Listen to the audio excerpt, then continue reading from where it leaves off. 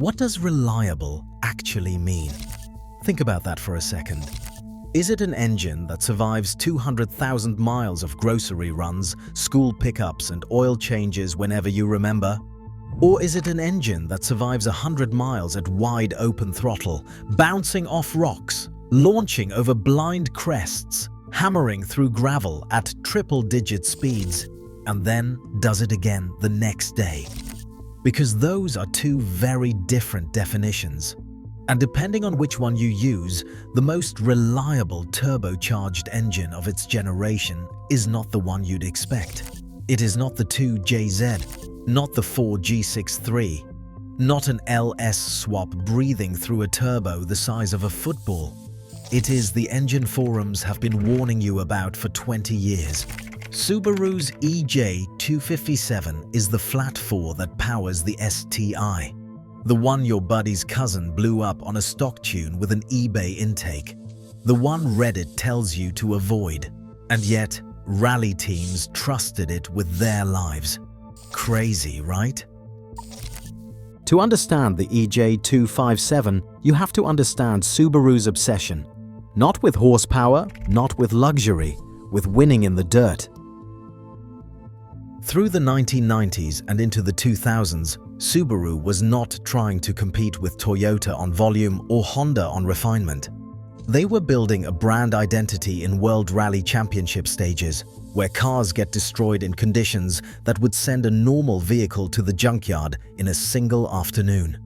At the heart of that identity was the Boxer engine, horizontally opposed, sitting low and flat in the chassis, feeding power symmetrically through an all-wheel drive drivetrain that became the gold standard for traction. The EJ platform had been evolving since 1989, refined through 15 years of rally stages and road cars. By the time the EJ257 arrived in the 2004 STY, it was carrying decades of iterative development.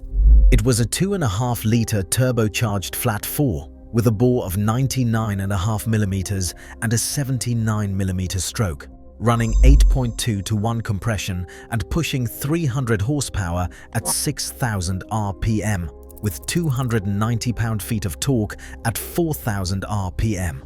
On paper, respectable, not earth-shattering. But those numbers were never the point. The point was where it made that power and what it was bolted to. Here is where it gets interesting. The Boxer layout is fundamentally different from an inline or a V configuration.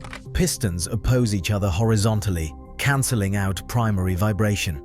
The engine sits lower in the chassis than virtually any other configuration, dropping the center of gravity in a way that changes how a car rotates through corners. Pair that with Subaru's symmetrical all-wheel drive system, and you get a drivetrain where the engine, transmission, and differentials sit in a straight line down the center line of the car. No offset, no compromise. Weight distribution that engineers at other manufacturers would need exotic materials to match. But here's the kicker. That flat layout creates problems. The cylinder heads sit wide, exposed to airflow unevenly. Cooling becomes asymmetric. Oil drains from the heads, and it fights gravity differently than in an upright engine.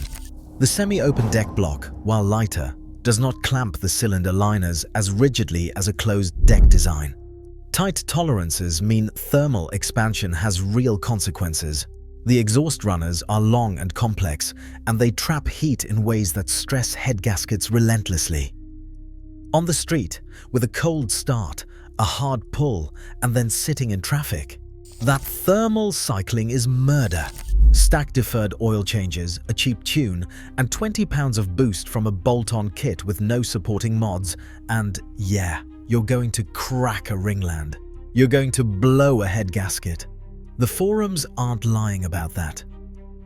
But here's the crazy part. Rally teams ran this engine harder in a single stage than most owners do in a year.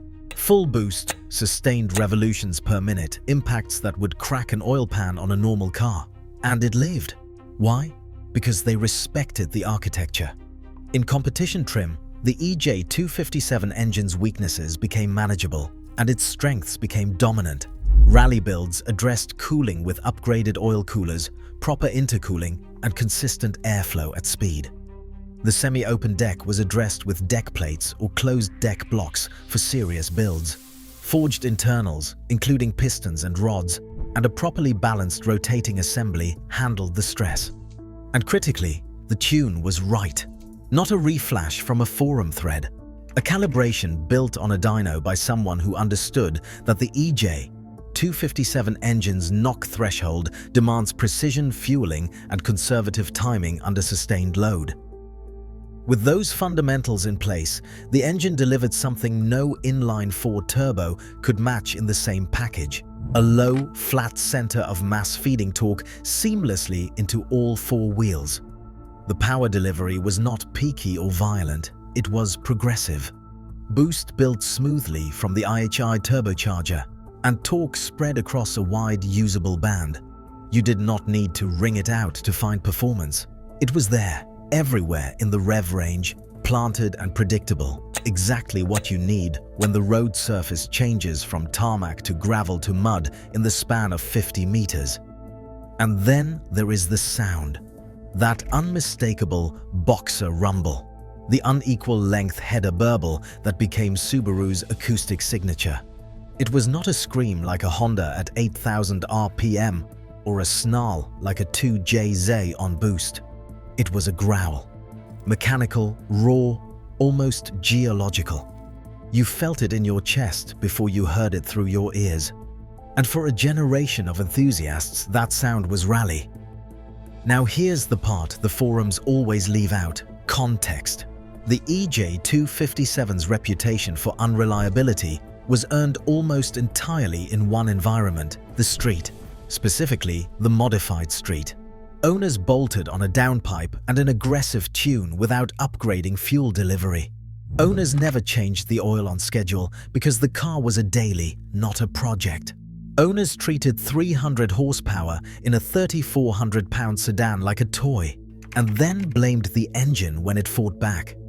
Compare that to the Ford G63 and the Evo, an engine with its own failure modes that somehow escaped the same level of internet hatred. Or the 2JZ, which earned its bulletproof reputation largely in built form, with aftermarket everything.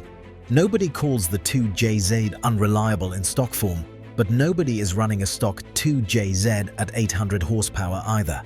The EJ257 was held to a standard no engine could meet: make huge power, take endless abuse, survive neglect, and never break. That's not an engineering failure. That's an expectations failure. This is where the forums got it wrong.